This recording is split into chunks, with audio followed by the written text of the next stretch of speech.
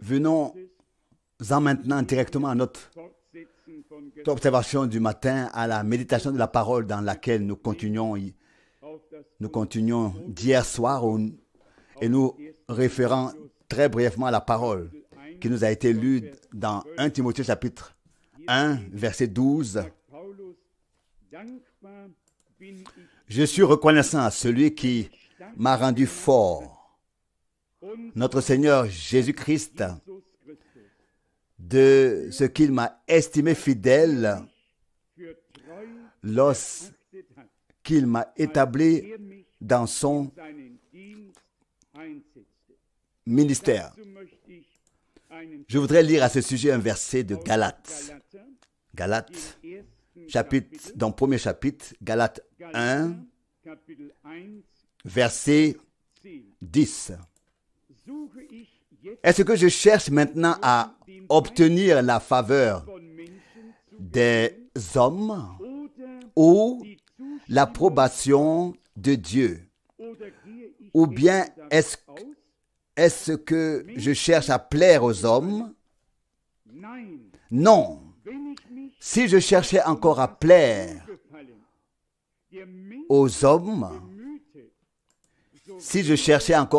aux hommes, je ne serais pas un serviteur de Christ.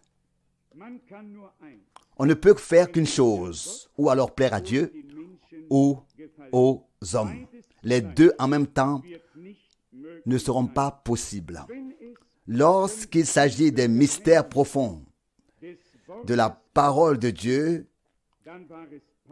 c'était Paul à qui il a été révélé ce que Dieu planifie et réalise avec son Église. Je lis à ce sujet dans Éphésiens chapitre 5, versets 2 et 3. Éphésiens chapitre 3, versets 2 et 3. Vous avez certainement entendu, Éphésiens chapitre 3, verset 2, parler de l'administration de la grâce de Dieu qui m'a été accordée pour vous. Concernant le mystère qui m'a été fait connaître par révélation, sur lequel je viens d'écrire un peu de mots. Encore le verset 4. Par là, si vous le lisez, vous pouvez reconnaître mon intime familiarité avec le mystère du Christ. Et ensuite, il explique que ce mystère était autrefois caché, mais qu'il a maintenant été révélé à ses saints apôtres et prophètes. On me pose souvent la question au sujet de frère Branham, de son appel et de son ministère. Vous savez très bien qu'en ce lieu, nous ne prêchons pas Paul, ni Pierre, ni Moïse, ni Élie. En ce lieu, nous prêchons Jésus-Christ, le crucifié. Nous prêchons tout le conseil de Dieu. Mais nous ne cachons pas aux gens que Dieu a appelé et envoyé des hommes dans tout temps, dans tous les temps. Quand il s'agit de cela, je témoigne avec une grande joie devant le Dieu vivant. Et depuis les jours des apôtres, aucun homme, comme William Branham, n'a parcouru cette terre avec un appel, un envoi et une confirmation divine directe. Avec un envoi divin et une confirmation directe. Pardon, comme il n'en existe pas d'autre. Mais quelle était sa mission? Sa mission n'était pas de faire de nous des fanatiques qui feraient ensuite de lui quelque chose d'autre. Sa mission consistait, plutôt à nous ramener à la parole, à placer sur le chandelier la révélation divine perdue de Christ, afin de proclamer tout le conseil de salut de Dieu. Nous pouvons donc lui appliquer ce que Paul s'est appliqué à lui-même, plus que cela a plu à Dieu, et qu'il a justement pris cet homme simple et l'a jugé fidèle pour l'établir dans son ministère et le mettre à son service. Nous sommes d'autant plus reconnaissants à Dieu qu'il ait emprunté ce chemin étroit et escarpé. Il n'a pas cherché à plaire aux hommes, car il aurait alors planté son drapeau au gré du vent, n'est-ce pas? Il a cherché à plaire à Dieu, à annoncer la parole par révélation et à la rendre accessible, à tous ceux qui seraient prêts à l'écouter, à l'entendre.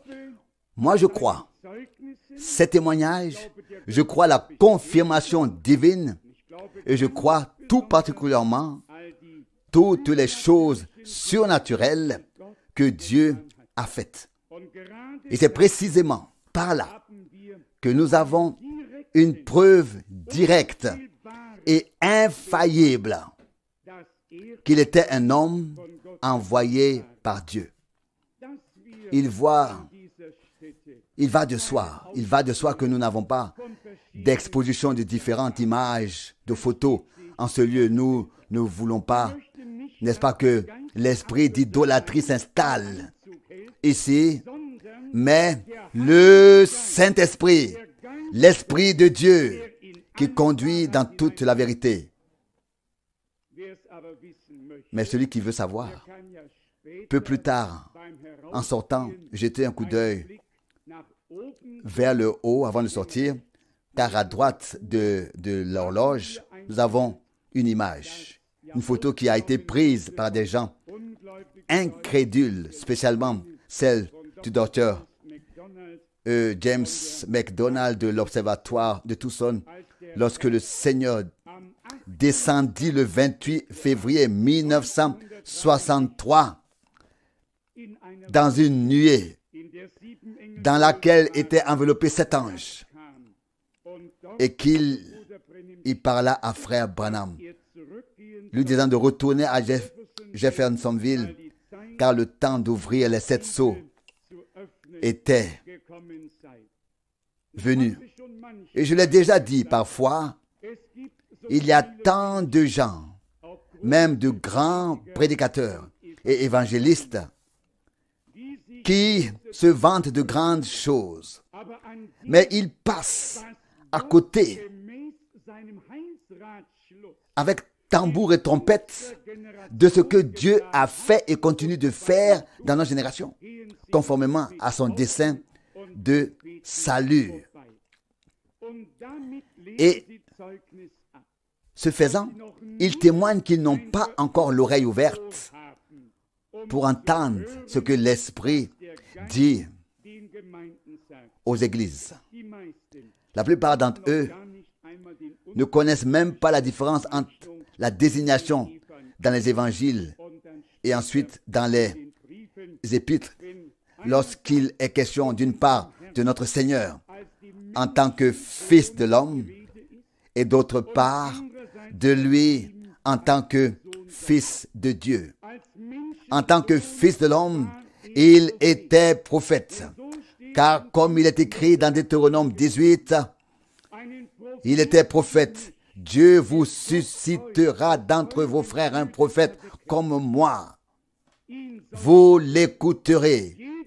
Toute âme qui n'écoutera pas ce prophète sera exterminée. Il y a eu des prophètes, et celui qui ne les a pas écoutés en répondra au jugement. Mais celui qui n'écoute pas Christ, ce prophète de Dieu, ce Dieu prophète, cette somme du tout, le sommet de tout, cette parole incarnée, la parole devenue chair. Cette personne qui ne coûte pas n'a aucune chance. La foi en Jésus-Christ n'est pas seulement une théorie. Elle doit être là, dans la réalité. Il faut le voir marcher à nouveau au milieu des 7 chandeliers d'or en cet âge prophétique. Reconnaître les 7 étoiles ensuite dans sa main droite et savoir qu'il a toujours eu besoin d'hommes par lesquels il pouvait parler et agir. Si à l'heure actuelle, lorsque l'Apocalypse a été écrite, on avait demandé à des gens qui pensaient à Paul et à d'autres, dis donc, qu'est-ce que Jean a raconté? Il a vu un agneau avec 7 cornes. Il a vu cela. Lisez toutes les images qui lui ont été montrées. Totalement incompréhensible pour la pensée humaine. Mais vous savez que Dieu révèle certaines choses par des symboles et des images. Il est alors question de 7 esprits de Dieu, des 7 lampes devant le trône, etc. Mais nous savons tous qu'il n'y a qu'un seul esprit de Dieu et que ça, c'est le Saint-Esprit. Nous savons tous qu'il n'y a qu'une seule église et c'est l'église des premiers-nés. Mais il y avait 7 chandeliers d'or à voir. Le même chandelier dans les 7 périodes de l'église du Nouveau Testament. Le même Saint-Esprit également dans les 7 périodes par lesquelles passe l'église du Nouveau Testament. Mais nous ne pouvons pas nous étendre sur ce sujet. Pour le moment, il s'agit cependant de nous introduire réellement en ces jours dans l'ensemble du conseil de salut de notre Dieu. Nous ne pouvons pas nous contenter d'évangéliser. C'est ce que nous aimons faire, c'est ce que nous préférons faire. Mais il y a aussi une part prophétique dans la parole de Dieu. Et c'est de cela qu'il s'agit aujourd'hui aussi, que cette partie prophétique soit présentée au peuple de Dieu. Mais je voudrais dire une chose en rapport avec ces comparaisons. Lorsque de grands évangélistes d'aujourd'hui se comparent à William Branham, ils remarquent une telle différence à l'échelle du ciel. Et ensuite, ils ne savent pas comment le classer, comment la classer. Et parce qu'ils se considèrent comme juste, ce qui est si éloigné d'eux doit nécessairement être qualifié de non juste, n'est-ce pas? Mais Dieu n'a pas encore changé son plan et sa manière d'agir.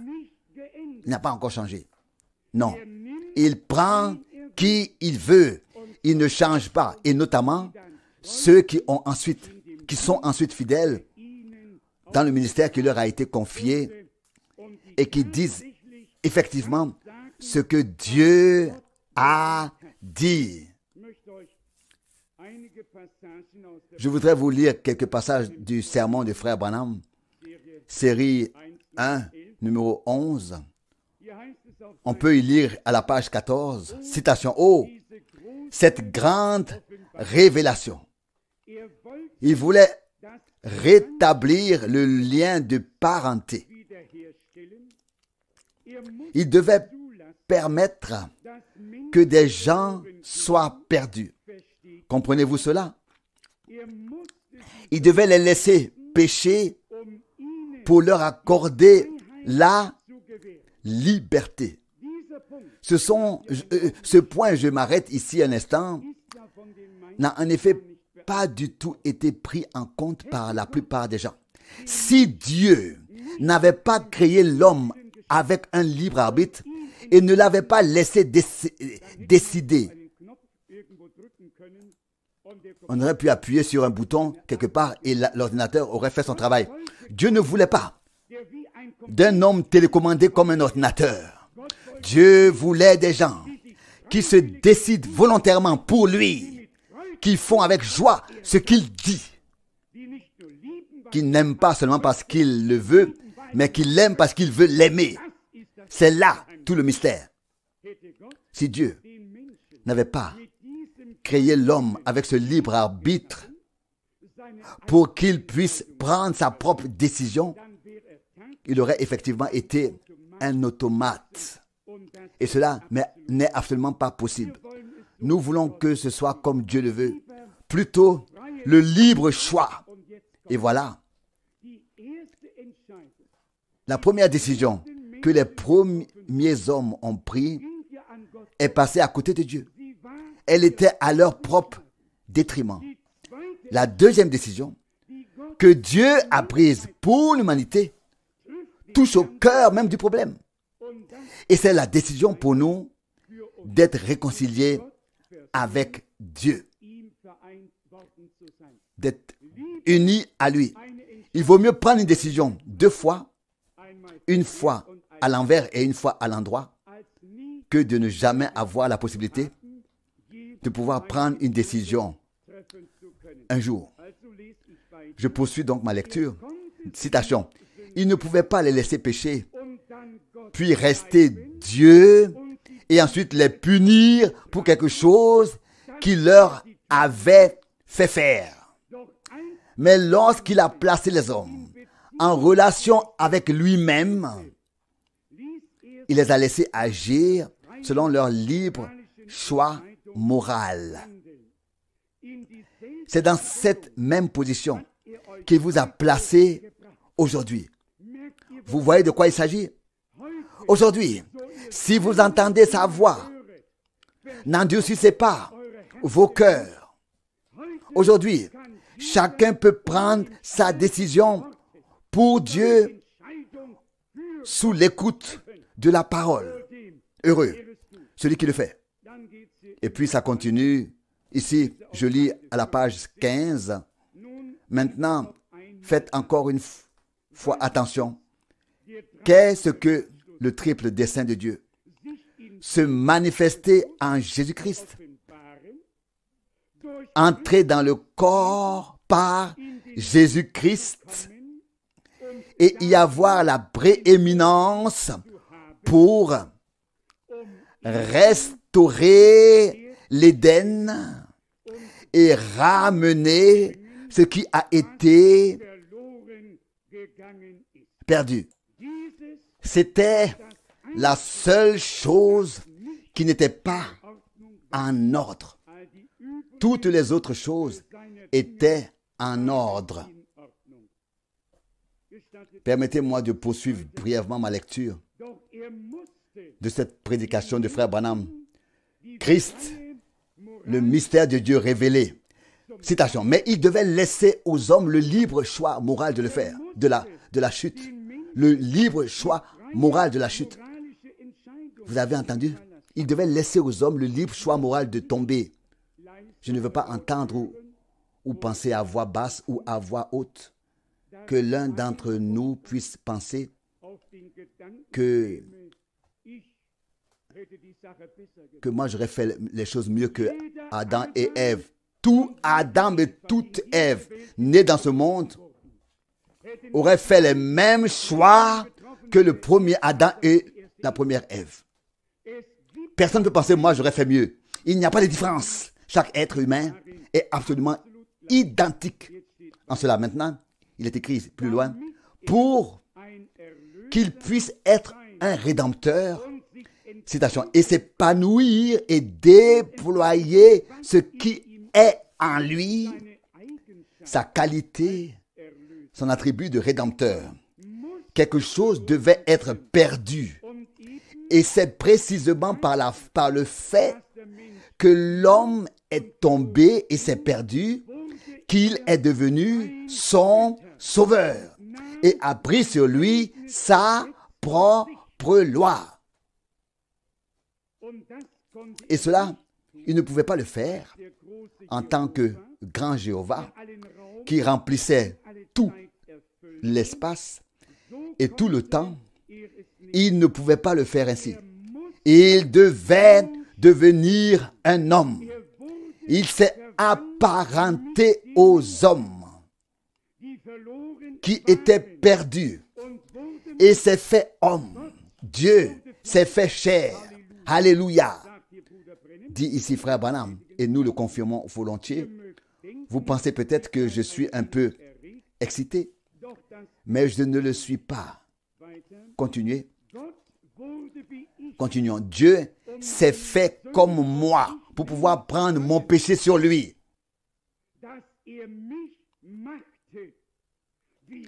Et il m'a fait tel qu'il est. Amen. Revenons à son immense conseil, son immense dessein concernant les fils et les filles de Dieu. Car il est un Père éternel. Avons-nous compris cela? Je ne veux pas continuer à lire. Nous avons tous les prédications. D'autre part, nous avons aussi les Saintes Écritures. Mais j'aimerais encore lire en complément de ce que j'ai lu hier soir, quelques magnifiques passages bibliques qui éclairent encore plus le sujet. Nous commençons avec Philippiens, chapitre 2. Philippiens chapitre 2, Philippiens chapitre 2, du verset 13 au verset 15. Philippiens chapitre 2. Car c'est Dieu qui opère en vous les deux choses, le vouloir et le faire, afin que vous lui soyez agréable. Nous avons lu hier quelques passages pour être agréable à Dieu, lui être saint, consacré, sanctifié, être mis à part comme sa propriété, lui appartenir, pour que nous puissions plaire à Dieu, lui être agréable. L'un ne peut pas venir de Dieu et l'autre de nous en même temps. Tout doit venir de Dieu. Il doit mettre en nous le vouloir. En nous le vouloir. Et ensuite, nous donner de l'exécuter. Nous donner le faire afin que personne ne puisse se vanter et dire c'est lui qui doit donner le faire et ensuite l'exécution. Que personne puisse dire oui, j'ai bien fait moi ça, n'est-ce pas Dieu? Non, Dieu offre les deux. Il produit en nous le vouloir et le faire afin que vous lui plaisiez, vous lui soyez agréable. Faites toutes choses sans murmure ni hésitation. Verset 15 maintenant, Philippiens 2, afin que vous vous montriez irréprochables et purs, enfants de Dieu. Purs enfants de Dieu, irrépréhensibles au milieu d'une humanité perverse et pervertie, parmi laquelle vous brillez comme des étoiles brillantes dans le monde. Verset 16, retenez la parole de vie pour ma gloire jusqu'au jour du Christ. De quoi il s'agit ici? Il s'agit de vouloir, il s'agit d'accomplir, de faire. Il s'agit que les hommes fassent alliance avec Dieu. Il a fait avec nous sur Golgotha une alliance. Il s'agit d'hommes qui entrent de leur part dans cette alliance avec Dieu, qui se laissent bénir, interpeller, sauver et ensuite préparés par Dieu. Je voudrais lire Colossiens chapitre 1, du verset 9 au verset 13. N'ayez pas peur, je vais conclure à temps, mais ce sont simplement des paroles de Dieu si glorieuses, nécessaires à notre édification. Colossiens chapitre 1, verset 9 à 13. C'est pourquoi, depuis le jour où nous en avons eu connaissance, nous ne cessons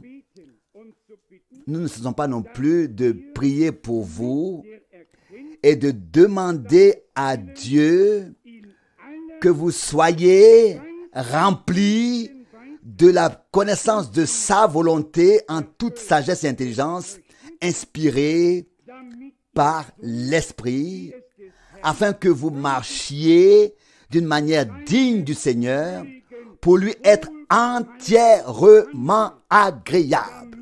Oui, que vous portiez du fruit en toute bonne œuvre et que vous croissiez dans la connaissance de Dieu. Vous pouvez continuer à lire. Nous remarquons de quoi il s'agit ici. Il s'agit de faire en sorte que nous qui avons été rendus agréables à Dieu par le sacrifice unique, il s'agit que nous puissions maintenant vivre et marcher également dans ce plaisir divin, dans ce qui plaît à Dieu, que le plaisir de Dieu ne soit pas interrompu, mais qu'il ne nous soit pas retiré, mais que nous vivions dans le plaisir de Dieu, dans ce qui est agréable à Dieu, conscient d'avoir été racheté afin de marcher avec Dieu conformément à sa parole. Je poursuis ma lecture de Colossiens, chapitre 1, maintenant le verset 21 et 22. Ici, il est écrit, « À vous aussi qui étiez autrefois étrangers et ennemis dans vos mauvaises œuvres, mais maintenant, il vous a réconciliés dans son corps de chair par sa mort, pour vous présenter devant lui saint, irrépréhensible et sans reproche. Sans reproche. » Avons-nous entendu cela aussi avec attention? Par quoi avons-nous été rendus saints, irréprochables, irrépréhensibles, devant sa face? Je le lis encore une fois, le verset 22. « Mais maintenant, il vous a réconciliés dans son corps de chair par sa mort, pour vous présenter devant lui saint, irrépréhensible et sans reproche devant lui. » Ce n'est pas seulement un appel et une prédestination divine et une élection. C'est devenu un fait divin maintenant dans ta vie et dans la mienne. Nous avons été rachetés par le sacrifice parfait offert à Golgotha. Nous avons été rendus agréables à Dieu. Paul l'explique d'ailleurs dans l'Épître aux Romains, au chapitre 8, et écrit, il se demande ce qui pourrait nous séparer de l'amour de Dieu. C'est sa question, n'est-ce pas? Et la réponse est que rien, ni le présent, ni l'avenir, rien de haut, ni de bas. Mais laissez-moi vous lire de Romains 8, à partir du verset 29. Romains 8, une parole qui nous est connue de tous, mais nous voulons aujourd'hui, dans la foi, pour nous le prendre, le revendiquer. Romains 8, verset 29. « Car ceux qu'il a connus d'avance, il les a aussi destinés.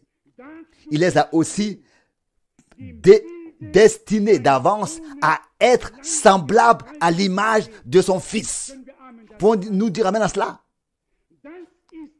Ça, c'est la détermination divine. Et qui changera la destinée divine? Aucune puissance, ni dans ce monde, ni dans l'autre. Rien ne peut empêcher que cela s'accomplisse. Je relis le verset 29. « Car ceux qu'il a connus d'avance, il les a aussi destinés d'avance à être semblables à l'image de son Fils, afin que celui-ci soit précisément le premier-né entre plusieurs frères.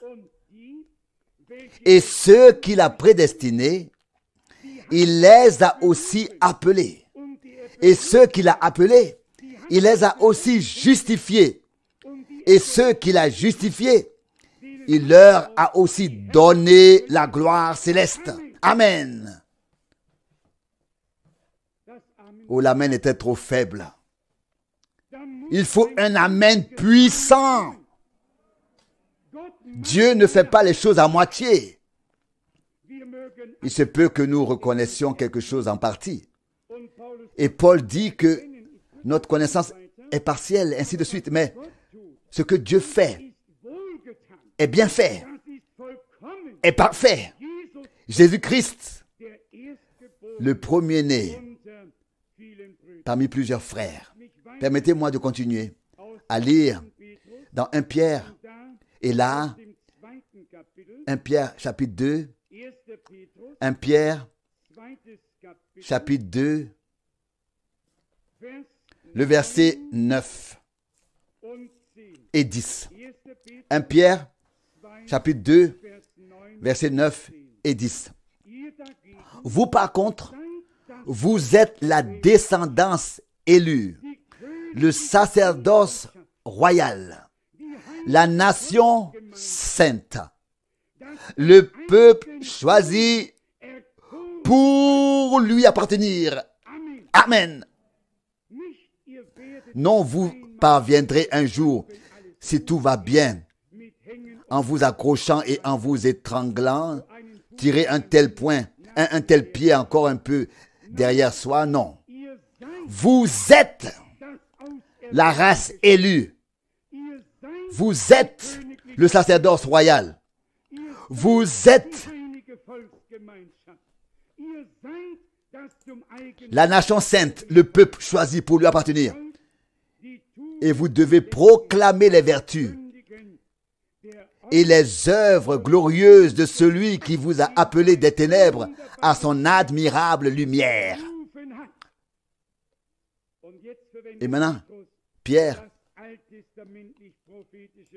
utilise la parole prophétique de l'Ancien Testament tirée d'Osée et écrit au verset 10. Vous qui étiez auparavant un non-peuple, mais qui êtes maintenant le peuple de Dieu. Autrefois, sans la miséricorde de Dieu, mais maintenant riche de la miséricorde de Dieu. Ça, c'est l'évangile. Ça, c'est la bonne nouvelle. Le message joyeux. Ça, c'est l'évangile de Jésus-Christ. Et celui qui fait l'expérience avec Dieu de cette manière-là, il a en lui. Il a cela en lui. On peut le formuler ainsi. Parfois, on dit d'un homme ou d'une femme qu'il ou elle a quelque chose en elle et vous savez ce que cela veut dire.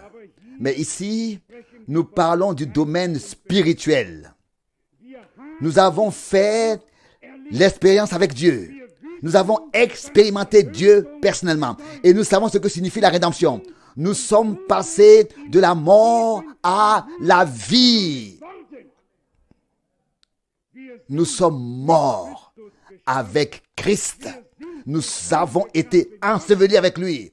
Et nous sommes ressuscités avec lui. Et nous avons été transportés dans les lieux célestes. C'est un message glorieux qu'en fait tous les hommes devraient accepter et croire. Je voudrais revenir à Galates 1, Galates chapitre 1, afin d'éclairer encore un peu plus le mot agréable. Galates chapitre 1, verset 15.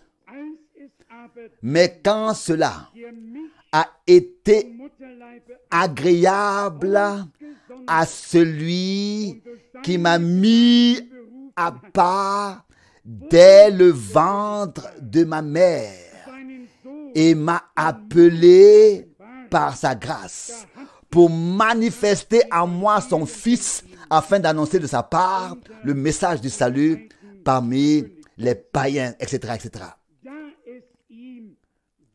Mais quand cela a été agréable à celui qui m'a mis à part pour manifester en moi son Fils. Mes bien-aimés, il faut que cela soit ainsi avec nous aussi. Christ en nous, l'espérance de la gloire.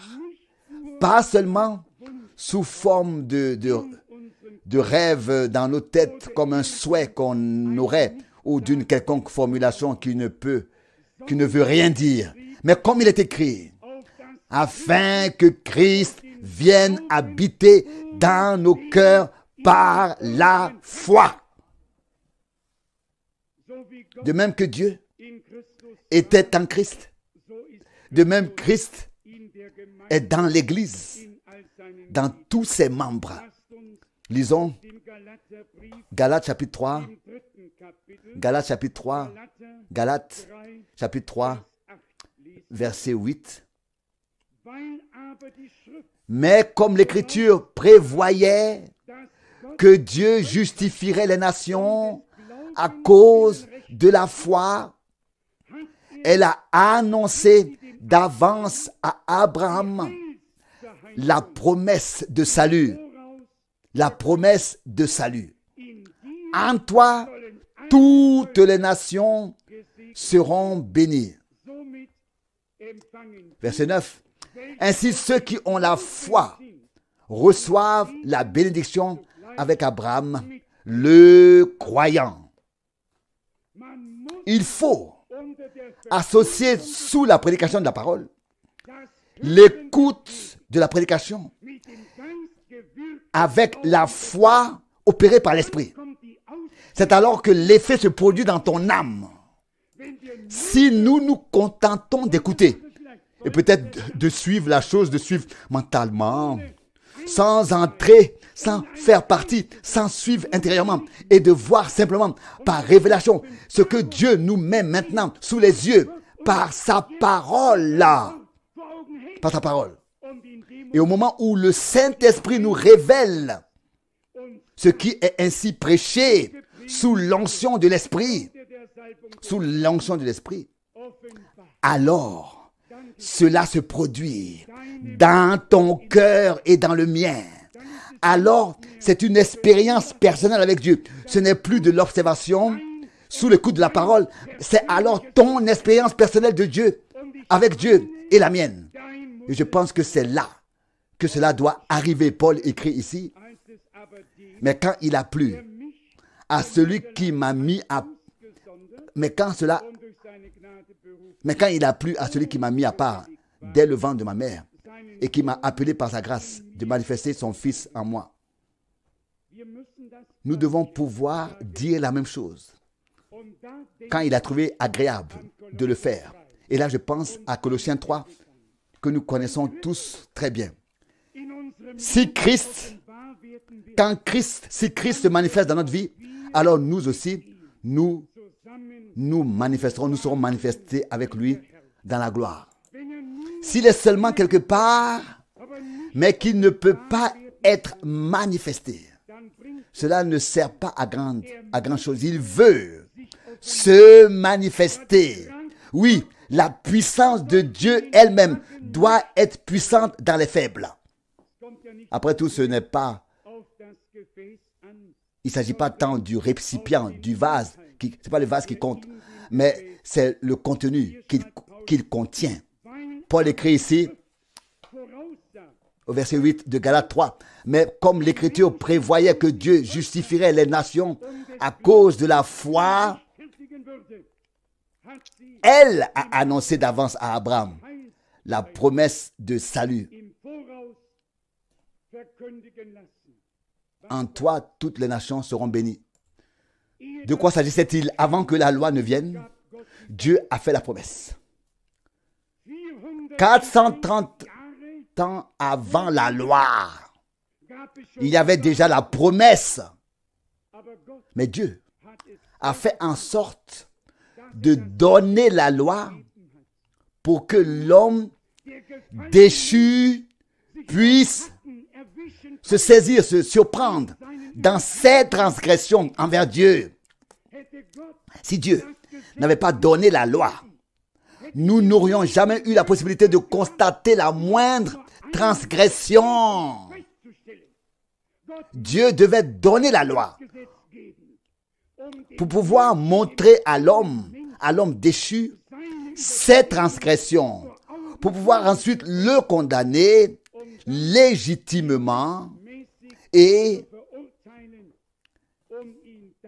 ensuite l'absoudre glorieusement, l'acquitter, le déclarer libre et de manière magnifique par l'œuvre de rédemption accomplie une fois pour toutes sur la croix à Golgotha. C'est pourquoi Paul écrit, la loi est spirituelle, elle est sainte et bonne lorsqu'elle est appliquée correctement, c'est-à-dire pour nous convaincre de notre transgression. Mais si des hommes de loi viennent pour vous imposer des lois, vous pouvez les renvoyer par la porte ouverte. L'Esprit de Dieu nous convainc sur la base de la loi de Dieu. Je pourrais lire le verset 1 de Galates 3 et surtout le verset 2. Mais vous pouvez tous le faire aussi. Galates 3, verset 1 et 2. Poursuivons cette réflexion. Par Golgotha, Dieu a relevé l'humanité de la chute.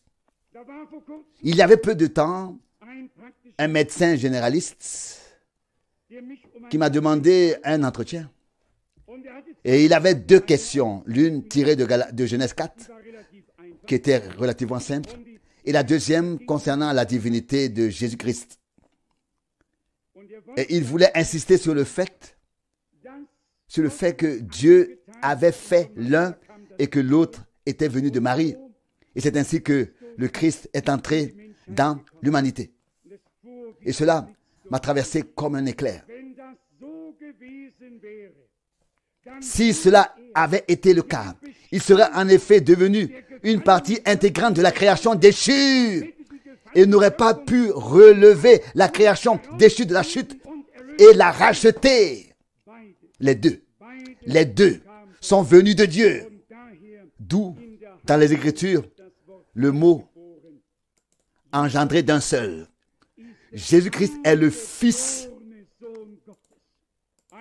engendré d'un seul, engendré de Dieu seul. Le Fils seul engendré de Dieu. Et c'est pourquoi, engendré de Dieu seul.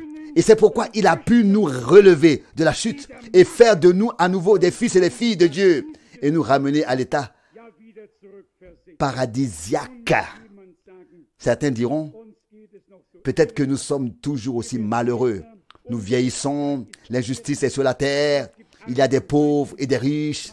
La plupart du temps, les riches sont en bonne santé et les pauvres malades.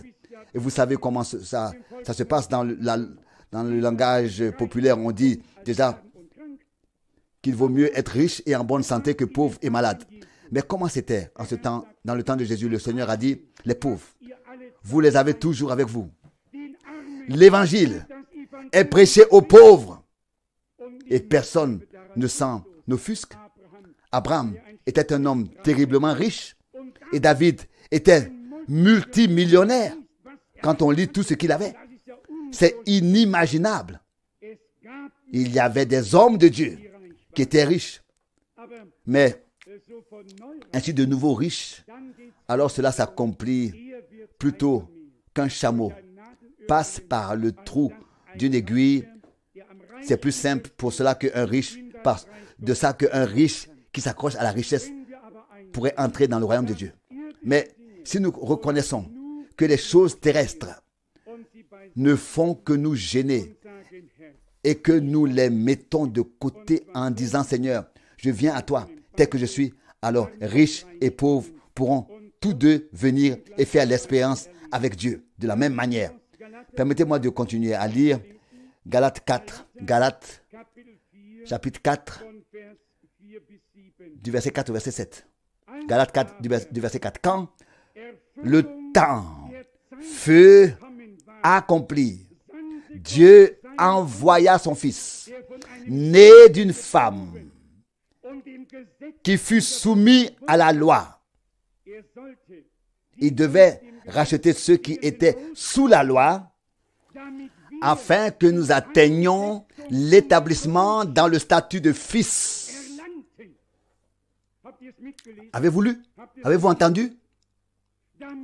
Pour que,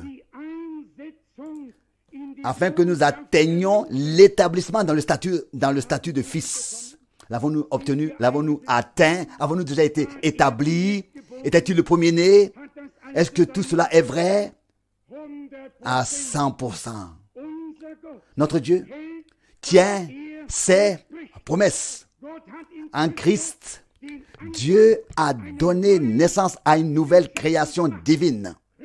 Christ, le premier-né par engendrement divin. Et nous sommes également engendrés à son image par le même esprit, à partir de la même parole. C'est pourquoi Paul écrit dans Éphésiens 5, la chair de sa chair, eau de ses os. Il devait racheter ceux qui étaient sous la loi. Est-ce qu'il a fait? Amen. Il relit le verset 5. L'a-t-il fait? Il a fait. Peut-être que je devrais encore vous lire cela de Galates 3. Galates 3, verset 13. Christ nous a rachetés de la malédiction de la loi en devenant malédiction pour nous, car il est écrit, maudit est quiconque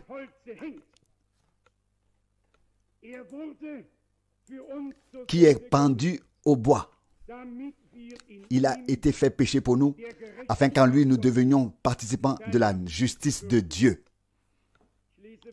Je lis encore dans Galates 4, du verset 6. Or, parce que vous êtes maintenant des fils, Dieu a envoyé dans vos cœurs l'esprit de son Fils qui crie, Abba, Père.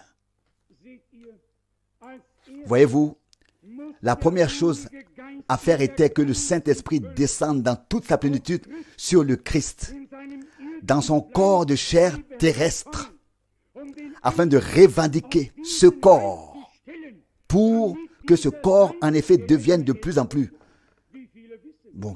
qui vieillisse, qui devienne de plus en plus vieux. Combien de gens savent que le Christ, selon sa chair, a eu une fois 8 ans, et puis 12 ans, à 30 ans, il a commencé à prêcher. Quand les gens le virent, ils dirent que cet homme n'avait pas encore 50 ans et qu'il veut avoir vu Abraham. Sur terre, il a vieilli.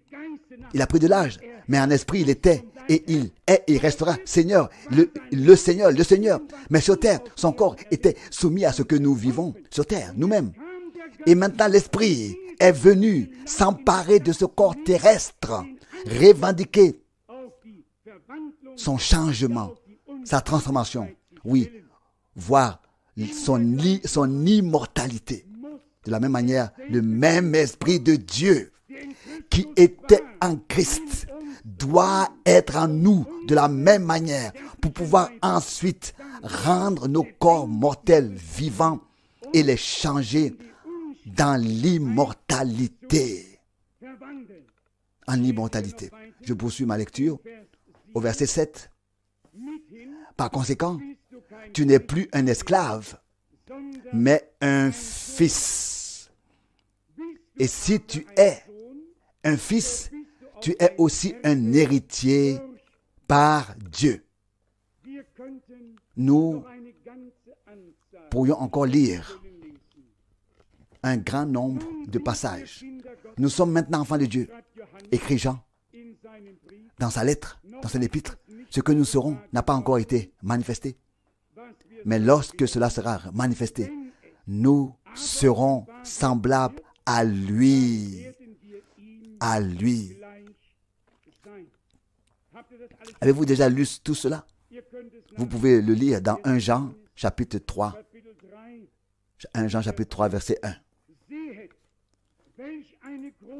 Voyez quel grand amour le Père nous a témoigné en nous faisant appeler enfants de Dieu.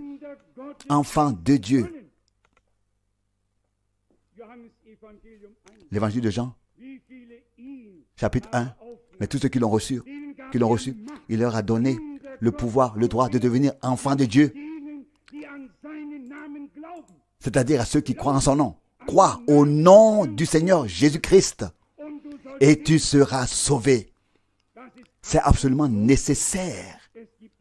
Il y a en effet beaucoup de gens qui croient en Dieu, qui croient en un être suprême ou en une puissance quelconque, qu'ils choisissent ou non le terme de créateur ou quoi que ce soit, d'autres. Mais cela reste alors flou. Cela devient tout à fait différent lorsque nous avons Jésus-Christ devant les yeux. Alors, plus rien n'est flou. Nous avons alors Emmanuel devant nous ici, sur cette terre. Dieu avec nous. Amen. Rien de flou dans tout l'univers qui se perd et se trouve quelque part et se laisse trouver. Mais toute la plénitude de la divinité a habité corporellement en lui. Et vous possédez toute cette plénitude en lui qui est la tête de toute domination et de tout pouvoir. Plus rien de flou. Dieu lui-même manifesté sous forme humaine. Le Père révélé dans le Fils a réconcilié le monde avec lui-même. Manifesté dans le Fils a réconcilié le monde avec lui-même et nous a placés dans le statut de Fils en son Fils Jésus-Christ. Amen. Il l'a fait. Aussi sûr que Golgotha est arrivé, est accompli, aussi sûr, cela est aussi accompli. Nous avons maintenant le baptême comme annoncé et il ne me reste qu'une dizaine de minutes pour en parler brièvement.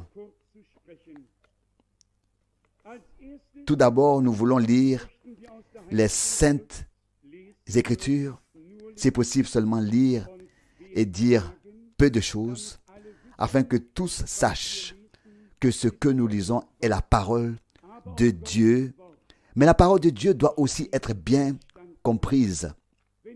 Quand je pense aux nouvelles traductions de la Bible, je me dis que de temps en temps, on peut avoir un sentiment différent. Alors que dans les siècles passés, les traducteurs n'étaient pas tout à fait et pas toujours en mesure de trouver le mot adéquat par manque de connaissance de l'une ou l'autre langue, mais qu'ils avaient la crainte de Dieu et que nous avons une belle Bible. Il y a aujourd'hui des gens qui n'ont même plus la crainte de Dieu. En particulier, la traduction du Nouveau Monde, comme on dit. Oui, c'est incroyable. Mercredi soir, j'ai brièvement fait référence à une chose ici, n'est-ce pas? Mais j'ai même pensé à là où on ne peut nommer personne de nom. Non, mais il y a justement une organisation qui a sa propre traduction de la Bible. Et là, vous ne lisez pas comme dans votre Bible. En vérité, je te le dis, aujourd'hui même, tu seras avec moi dans le paradis. Mais là, vous lisez dans cette Bible, en vérité, je te le dis, aujourd'hui, point. Je te le dis aujourd'hui, point. Tu seras avec moi dans le paradis. Le aujourd'hui, le point est mal placé. Il suffit d'une seule faute d'orthographe pour que tout le sens soit bouleversé. Non seulement que nous avons les Saintes Écritures, mais nous avons le Saint-Esprit qui nous révèle les Saintes Écritures. Et dans la même traduction, j'ai lu de mes propres yeux qu'il est écrit dans l'évangile de Jean, au premier chapitre, et non pas comme chez nous, au commencement était la parole, et la parole était avec Dieu, et Dieu était la parole. Là, il est écrit, et la parole était un Dieu, donc Dieu en petit d, avec petit d. Et la parole était un Dieu, avec petit d. Non, la parole était un Dieu, c'est-à-dire un autre Dieu, en plus du Dieu unique. Il y avait comme nous venons de le lire, des gens qui veulent l'adapter à eux, n'est-ce pas? Et qu'elle se brise ou non, cela n'a aucune importance. La crainte de Dieu s'est éloignée des hommes. On voudrait, et c'est ce qui se passe dans le monde chrétien et ailleurs, tout rassembler en une seule unité. On ne veut pas qu'il y ait plusieurs courants, on en veut un seul, hein? Si possible, et celui-ci veut être le chef de l'ensemble. Mais Dieu a une église. Et dans cette église, le Seigneur est le chef, est la tête. Il n'est vraiment pas question d'un chef qui doit siéger quelque part. J'ai pris la résolution. J'ai pris la résolution de ne pas blasphémer Dieu. Lorsque j'écrirai dans le livre qui sortira quelque part au début de l'année prochaine, je n'appliquerai l'expression Saint-Père qu'à Dieu. Pour l'autre, je vais ôter le H et écrire seulement Père empressé. C'est-à-dire que frère Franck, je fais un jeu de mots. Saint en allemand, c'est avec Heilig, c'est H. Donc il va enlever le H et ça fera plus Saint-Père, mais ça fera pour le pape Père empressé. Et cela s'appliquera à lui. Père empressé. Pas Saint-Père, mais Père empressé. Ce sera tout à fait exact. Et je ne m'inquiète pas à ce sujet. Il doit y avoir une personne désignée par Dieu pour placer la vérité sur le chandelier. À l'heure la plus critique de toute l'histoire de l'humanité et du monde. Et que celui dont les pantalons flottent rentre chez lui. Dieu a besoin de gens qui ont du courage. C'est ce qui s'est passé au jour de Josué. Luther a très bien traduit. Peut-être pas de manière aussi exacte, mais tout de même pertinente. Il a dit que celui qui est stupide rentre chez lui. Et par là, il voulait dire que celui qui est découragé, celui qui n'a rien, qui n'a aucune chose, qu'il rentre chez lui. Mais que celui qui a du courage reste ici et mette la main à la pâte. Pourquoi la parole de Dieu nous a-t-elle été révélée de manière complète et profonde dans son original? Par une mission divine, par un mandat divin. Mais certainement pour que nous la mettions sur le chandelier et un jour, ou bien, oui, bien sûr, je devrais peut-être aller dans le désert, mais ce n'est pas grave. Les gens doivent savoir qu'il y avait un prophète dans cette génération et que c'est un message prophétique que nous avons et que Dieu est toujours Dieu. Et que la vérité est indivisible. Je vous prie de m'excuser, je voulais parler du baptême. Maintenant, nous avons baptisé quelques d'autres. Nous avons baptisé quelqu'un d'autre. Je voulais parler du baptême, mais maintenant, nous avons baptisé quelqu'un d'autre. Comprenez ce qu'il veut dire. Matthieu 28, il est dit au verset 19. Allez donc faire de toutes les nations mes disciples, les baptisant dans le nom du Père, du Fils et du Saint-Esprit. Pas 3 fois. Au nom du Père, au nom du Fils et ensuite au nom du Saint-Esprit. Non, pas comme ça. Baptisez-les une fois. Au nom du Père, du Fils et du Saint-Esprit. Qu'est-ce que Jésus disait? Je suis venu au nom de mon Père. Vous ne me recevez pas. Mais si un autre vient en son nom, vous le recevrez. Vous le recevrez. Le nom du Père et du Fils est le même nom. Mon père s'appelait déjà Franck et je m'appellerai certainement Franck. Et je m'appelle Franck et il en va de même pour nous tous. Le nom, nous l'héritons. Je peux vous le lire dans l'Épître aux Hébreux, probablement au 1er chapitre, que notre Seigneur a reçu le nom en héritage. Je veux lire pour que vous le sachiez. Hébreux, chapitre 1, verset 4. Il est devenu par là plus grand que les anges, autant que le nom qu'il a reçu en héritage est supérieur au leur. En effet, comme le savons tous, le nom de Jésus est Yahshua. Yahvé est sauveur. Et la forme grecque de Jésus ne change rien à ce fait divin. Tu appellerais son nom Jésus, car il sauvera son peuple de ses péchés. Son peuple, c'est lui, le Seigneur, qui sauvera son peuple de ses péchés. Je n'ai probablement pas besoin d'en dire plus à ce sujet. Tout le monde sait déjà que dans tout le christianisme primitif, à Jérusalem, en Samarie, à Éphèse, partout où l'on a baptisé au nom du Seigneur Jésus-Christ. Car c'est le nom dans lequel Dieu s'est révélé pour notre salut dans le Nouveau Testament. Le nom d'alliance du Seigneur, Dieu, dans l'Ancien Testament, était Yahvé.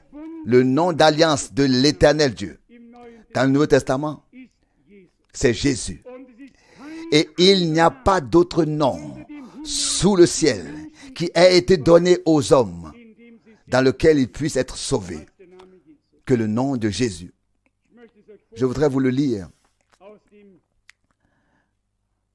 dans l'épître aux Philippiens où il est dit « Tout ce que vous faites en parole ou en œuvre, faites-le au nom de Jésus-Christ. » Ce devrait être quelque part au verset 17. Colossiens 3, verset 17. Colossiens 3, verset 17. Et tout ce que vous pourrez faire, soit en parole ou en œuvre, faites-le au nom du Seigneur Jésus. Aussi le baptême. Je vous lis le verset 38. Donc, Actes des Apôtres, chapitre 2, verset 38. Pierre leur répondit, « Repentez-vous et que chacun de vous soit baptisé au nom de Jésus-Christ pour le pardon de vos péchés. Et vous recevrez aussi le don du Saint-Esprit. » Je lis dans Actes des Apôtres, chapitre 8, verset 16. Actes des Apôtres 8, verset 16. Car ils n'étaient encore tombés sur aucun d'eux, mais ils avaient seulement été baptisés au nom du Seigneur Jésus. Actes des Apôtres, chapitre 10. Actes des Apôtres, chapitre 10. Ici, il est écrit, verset 48. Il ordonna donc qu'ils soient baptisés au nom de Jésus-Christ. Au nom de Jésus-Christ. Actes des Apôtres, chapitre 19. Tout doit en effet reposer sur la déclaration de 2 ou 3 témoins. Actes des Apôtres, chapitre 19, verset 5. Après avoir entendu cela, ils furent baptisés au nom du Seigneur Jésus. Dois-je en lire davantage? Tel est l'enseignement des apôtres. Et l'Église demeura comme nous le lisons dans Actes des Apôtres 2, verset 42, dans l'enseignement des apôtres, dans la communion fraternelle, dans la fraction du pain et dans les prières. Certains diront peut-être, oui, la différence est-elle vraiment si grande? L'un est-il faux et l'autre juste? Ou les deux pourraient-ils être à moitié justes et à moitié faux? Ou que devons-nous faire? La question est justifiée parce que depuis le 4e siècle, les gens ont perdu l'enseignement des apôtres et la philosophie grecque est arrivée et s'est installée et on ne voyait plus les choses par la révélation, on ne les comprenait point et encore moins on ne les pratiquait plus. Et c'est ainsi que tout ce qui était auparavant révélation a été enveloppé dans les 1000 ans de l'âge des ténèbres appelé Moyen-Âge. Et qu'est-ce que c'était? Et c'est ce que je reproche à tous ceux qui sont venus après. De ne pas être revenus à l'original des Saintes Écritures. Ils se sont penchés sur les enseignements de l'Église romaine. Au lieu de creuser profondément plus profondément et d'aller jusqu'à la Bible et de chercher la comparaison avec la Bible, avec l'enseignement des apôtres et des prophètes. On a essayé de prendre les choses un peu à rebrousse-poil, sans remonter jusqu'à la Bible. Or, nous vivons à la fin des temps. Et cet âge n'est pas un âge de réformation, mais un âge de restauration de tout ce qui était au commencement et tel que c'était au commencement. Maintenant, on ne reforme pas. On ne frappe pas ici sur l'arbuste. Et là, maintenant, on ouvre la Bible. Et par révélation, nous voyons ce que les apôtres disent. Nous faisons comme eux, comme ils ont fait. Nous baptisons comme ils ont baptisé. Au nom du Seigneur Jésus-Christ. Vous le savez. Et nous ne sommes pas du tout ridicules à ce sujet. Mais c'est une chose tellement dangereuse.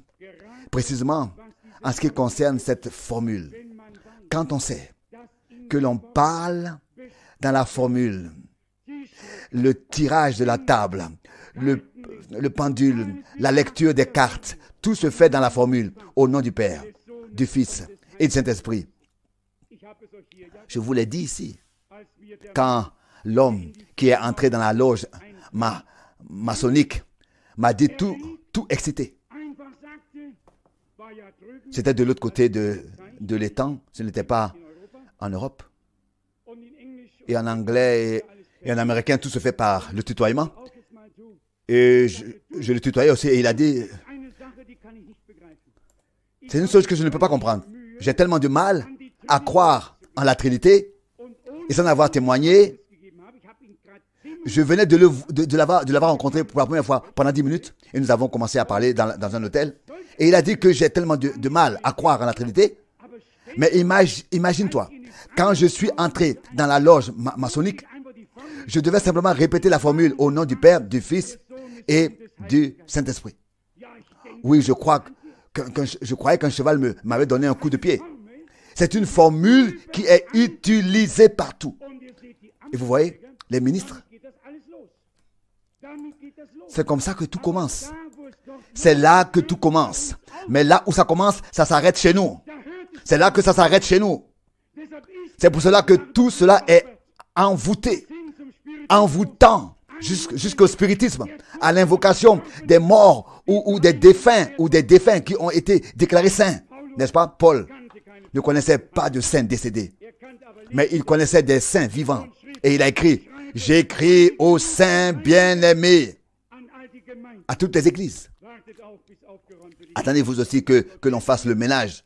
Je ne peux pas faire autrement, que Dieu me vienne en aide, que Dieu me vienne en aide. Il faut mettre de l'ordre avant la venue du Seigneur. Les gens ont le droit d'entendre la vérité. Qu'ils l'acceptent ou non, c'est une autre affaire. Que tous ceux qui ont été baptisés dans la formule, ce qui est un baptême romain, vous pouvez le lire dans le catéchisme. Vous pouvez le lire dans toute la littérature. L'Église romaine n'accepte que les personnes qui ont été baptisées avec la même formule.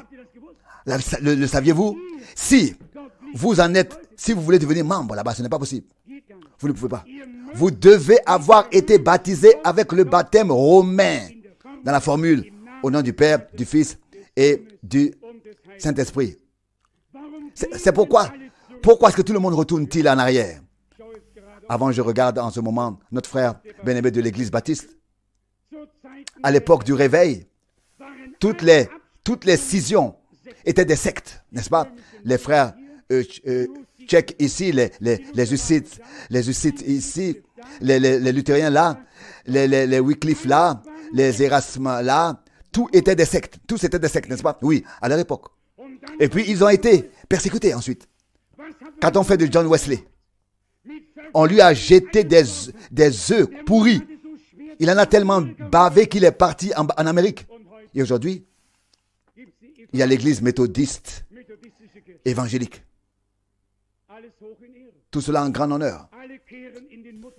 Toutes retournent dans le sein maternel. parce qu'elles ont leurs racines là-bas. Elles n'en ont jamais été totalement extraites. Mais les Saintes Écritures disent, vous mon peuple, sortez, séparez-vous, ne touchez à rien d'impur.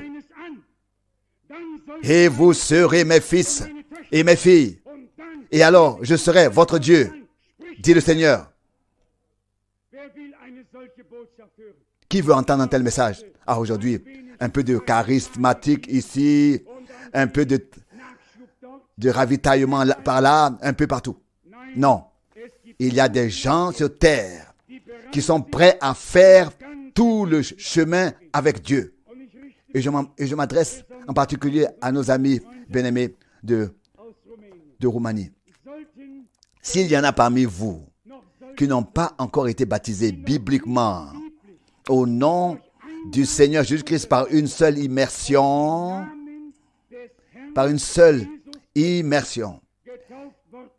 c'est l'occasion de le faire aujourd'hui.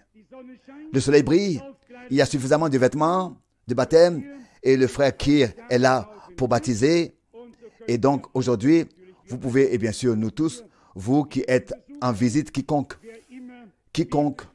veut être baptisé bibliquement, vous en avez l'occasion aujourd'hui. Pour finir, je vais vous lire un passage de la Bible pour que vous sachiez qu'il ne peut pas y avoir 2 ou 3 baptêmes, mais vraiment un seul selon les Saintes Écritures. Et je lis dans Éphésiens, chapitre 4, le 4e et le 5e verset. Éphésiens 4, verset 4, pas le 5e, le 4e verset. Un seul corps, un seul esprit, comme vous avez été appelés à une seule espérance lors de votre vocation. Il y a un seul Seigneur, une seule foi, un seul baptême. Pas 2, 3, un seul Seigneur, une seule foi et un seul baptême. L'unique Seigneur s'appelle Jésus-Christ. Et l'unique baptême est au nom de l'unique Seigneur Jésus-Christ. Amen. Que tout le peuple dise encore une fois Amen. Car c'est vrai, c'est vrai. C'est la vérité divine et pure. Que personne ne s'en offusque. Que tous remercient le Seigneur pour cela. C'est pour cela que nous nous levons maintenant. Frère Rousse, veux-tu venir prier avec nous? Père Céleste, nous te remercions ensemble pour la précieuse et sainte parole de Dieu que tu as adressée à chacun d'entre nous ce matin. Seigneur, que la grâce précède le droit, que les gens réfléchissent pour savoir s'ils ont été baptisés correctement, s'ils ont pris le nom, s'ils ont accepté le nom du Seigneur ou s'ils ont été baptisés dans une formule. Dieu fidèle, nous te prions maintenant d'accorder ta grâce à cet acte de baptême. Fais-nous, Seigneur, obéir à ta parole tant qu'elle s'exprime encore aujourd'hui. Aide-nous, Seigneur, et nous serons aidés. Ô Seigneur, bénis, ô Dieu, et nous serons bénis. Fais grâce, Seigneur, maintenant, que ton peuple, Seigneur, se rassemble au bord de l'eau. Fais grâce à ceux qui veulent se faire baptiser. Seigneur, Dieu fidèle, nous t'en prions. Aide-nous au nom saint de Jésus. Amen.